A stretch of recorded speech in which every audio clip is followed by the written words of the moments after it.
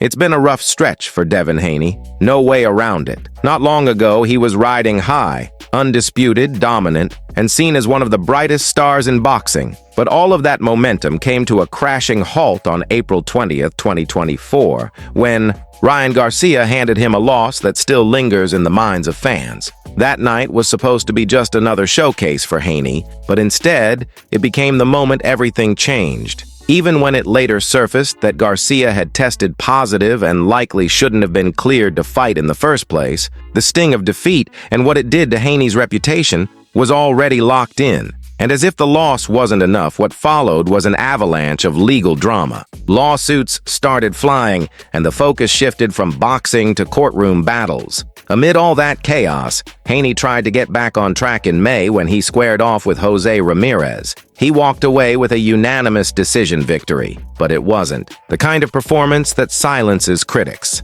If anything, it raised new questions. He got the win, sure, but where was the snap, the energy, the precision we used to see from him? Some fans began to whisper what no fighter ever wants to hear. Maybe he peaked already. Still, Haney isn't backing down. In fact, he's already setting his sights on what's next, and he seems to know exactly who he wants. Recently, Haney publicly urged Richardson Hitchens to step up in weight and face him in what would be a high-stakes matchup between two fighters trying to reclaim or solidify their place in the spotlight. Haney's call-out was direct, and it sounded like someone ready to prove he's still got something left in the tank. But not everyone agrees with the move, especially not Eddie Hearn, Haney's longtime promoter who's been floating other ideas. According to Hearn, the smarter path might be for Haney to go after one of the two titles that Jaron boots. Ennis is expected to vacate. That could mean facing someone like Shakram Giyasov, or perhaps the winner of the upcoming Lewis Crocker versus Paddy Donovan bout. It's the more traditional route to gold and probably a safer one,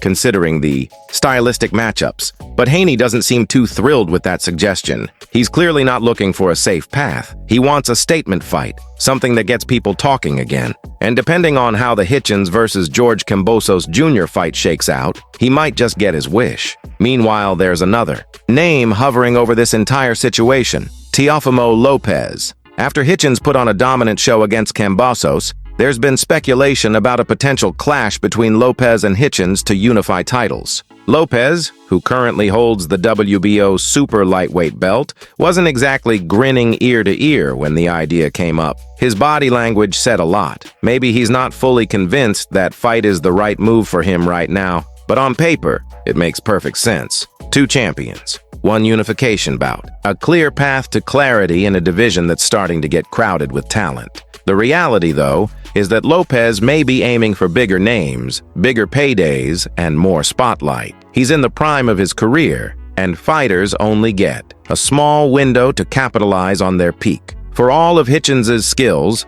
and he is highly skilled, he doesn't yet carry the commercial weight or name recognition that moves the needle for a fighter like Lopez. And in this sport, that matters. Star power is currency. Right now, Hitchens might be a risky fight with limited reward, which makes it a harder sell for someone with options. Still, you can feel the buzz building. This weight class is absolutely stacked right now, and there's a lot of jockeying for position. Haney wants back in the mix, Hitchens is surging, and Lopez is holding court at the top. Then you have guys like Giyasov, Crocker, and Donovan waiting in the wings, hungry for their shot. It's the kind of competitive environment that forces everyone to either step up or get left behind. And for Haney, that urgency is very real. One more lackluster performance, and the narrative about him might solidify in a way that's hard to undo. This is why the next few months are so critical for Haney. Every move he makes from here on out will either rebuild his credibility or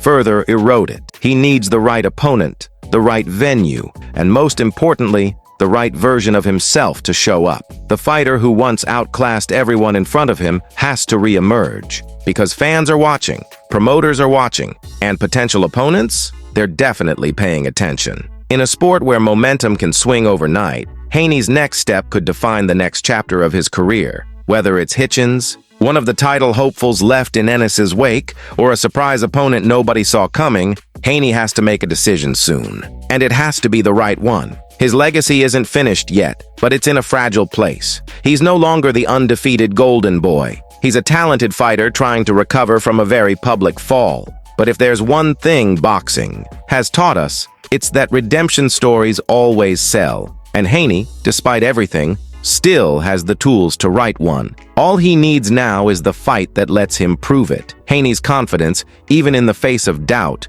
remains his most valuable asset. He's not hiding from the criticism, and he isn't shying away from the whispers about decline. Instead, he's leaning into the chaos, calling out top contenders and refusing to take a soft route back to the top. That mindset might be exactly what separates him from others who've suffered similar setbacks. Many would take a tune-up fight, regain footing slowly. Haney, on the other hand, seems to want the fire right away, as if the only way to silence the noise is to walk straight through it. What makes the Hitchens fight so appealing for Haney isn't just the opportunity to fight someone with momentum. It's the stakes. Hitchens, fresh off a commanding win over George Kambosos Jr., holds an IBF title and the attention of boxing fans. A victory over someone like Hitchens would immediately shift the conversation surrounding Haney. It wouldn't just be a comeback, it would be a statement. He'd go from the guy who got humbled by Garcia to the man who just took out one of the division's most technical threats. And with the super lightweight picture so wide open right now, timing is everything. Hitchens, for his part, hasn't been overly eager to jump at Haney's challenge. He knows what a win over Haney would mean, but he also knows what a loss would cost. A fight like that isn't just another bout, it's a potential career changer. And even if Haney's stock has dipped a bit, he's still a dangerous, tactical fighter with elite instincts. This isn't someone you walk through easily. Hitchens will have to weigh his options carefully, especially as other names start circling around the division's golden glory. Every fighter right now is looking for that perfect balance of risk and reward. At the same time, fans are becoming increasingly vocal. Social media is buzzing with debates, predictions, and fantasy matchups. Some want to see Haney and Hitchens go at it right away. Others believe Lopez should be next in line for a major unification bout. And then there are those calling for fresh blood to enter the spotlight. Fighters like Paddy Donovan who could shake things up with a breakthrough performance. What's clear is that the super lightweight division is no longer a quiet corner